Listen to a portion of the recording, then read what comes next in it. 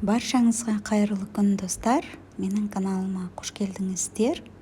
Бүгін каналымда осындай әдемі, пышный болып шығатын, өте жұмсақ, нәзік болып шығатын булочкидің рецептісімен бөлісетін боламын.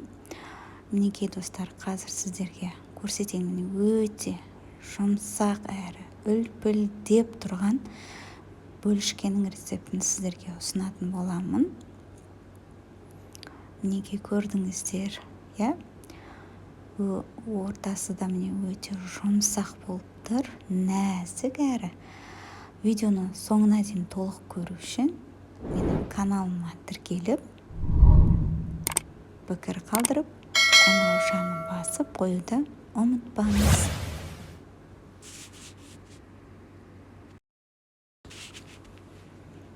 Алдымен таза ыдысымызға жылы сүтті құямыз. Сүтті алдын ала жылытып алыңыздар, яғни жылы сүт болуы керек. Жылы су құямыз.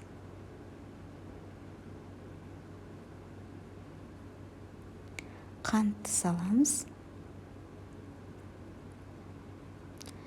Жақсылап біріктіріп араластырамыз.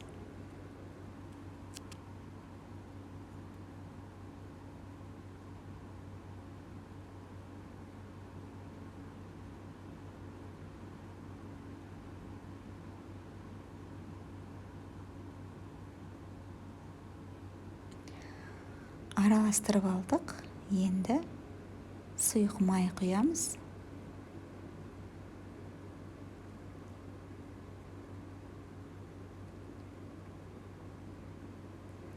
Ашытқымызды саламыз.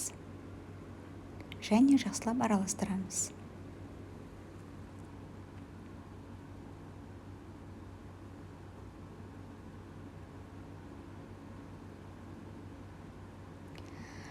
Ұнды міндетті түрде електен өткізіп алыңыздар. Ұнымызды қоспамызға толықтай саламыз. Яғни қамырдың көтерілуі осы ұнды електен өткізіп алғанымыз маңызды. Сондықтан ұнды міндетті түрде електен өткізіңіздер.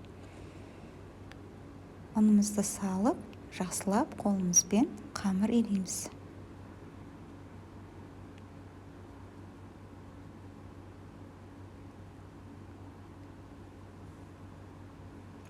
Қажетті барлық ингредиенттерді өлшемдермен төменге описание бөліміне жазып қалдыратын боламын достар. Сол жерден барлығын өлшемдерін көре аласыздар. Бастапқыда осындай қолға жабысатындай болады қамырымыз, бірақ өз формасына келіп жақсы болып шығады.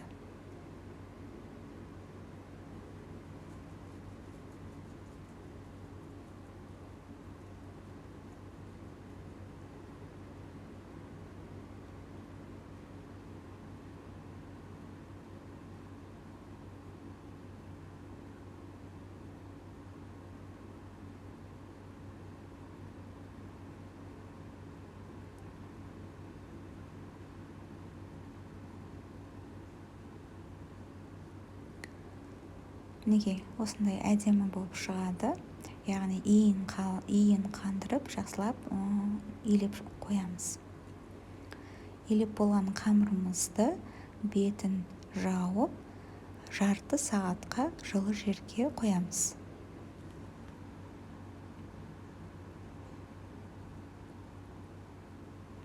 Жарты сағатқа жылы жерге орап қойыңыздар.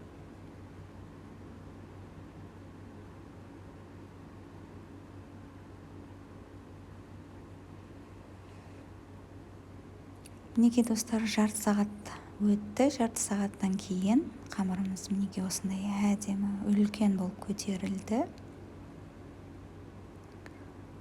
Қамырымызды бір басып, жақсылап біріктіріп алып, мінекей осылай шетінен үзіп аламыз да, осылай дөңгелекше формаға келтіріп, барлығын осылай жасап шығамыз. Дәл видеодағыдай осылай қолымызбен дөңгелек пішінді етіп қамырымызды жасап шығамыз. Міне осылай.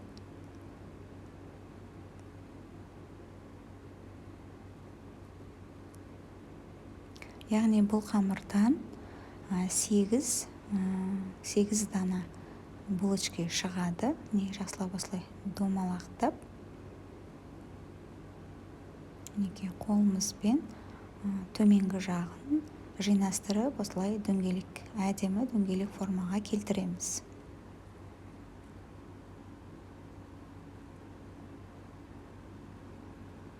Неге формамызға пергамент қағазын төсеп, булочкаларымызды осылай шетінен орналастыра береміз.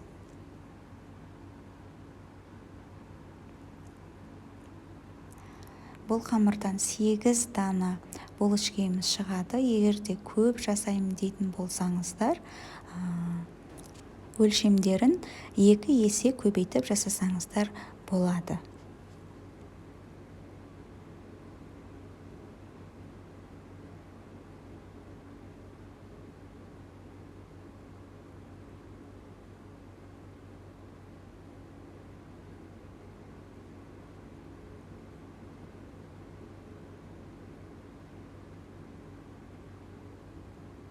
Өте оңай дайындалады, достар, ешқандай қиындығы жоқ.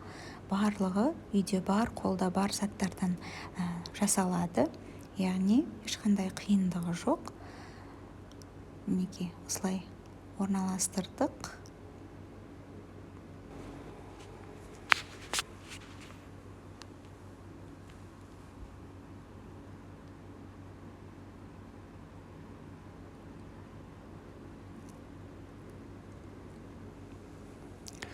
Енді қамырымызды бетін жауып 15 минутқа қоямыз. Яғни біздің қамырымыз жақсылап тағы бір көтерілу керек.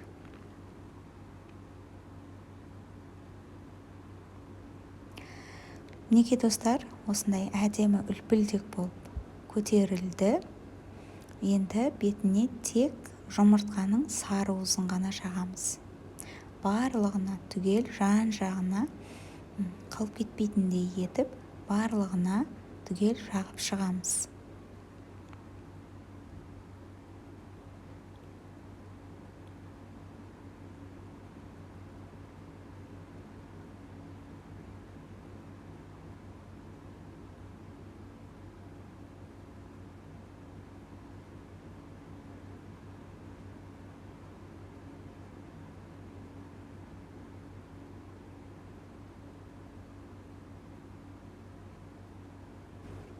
Пешімізді алдын ала қыздырып дайындап қоямыз.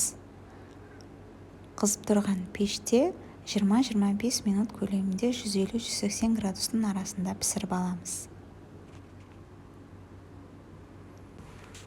Мінекей достар, біздің булочкаларымыз пісіп шықты. Мінекей осындай болып дайын болды. Өте жұмсақ әрі пышный, үлпілдек болып шығатын біздің булочкаларымыз мінекей. Өзі көрініп тұр, сондай. Қазір ортасын бөліп сіздерге көрсететін боламын. Мінекей сондай жұмсақ әрі үлпілдек болып шығады. Сіздер де жасап, дәл осы рецептпен сіздерге де жасап дайындап көрулеріңізге кеңес беремін. Видео ұнаса, тіркеліп, лайк басып қоюды ұмытпаңыз.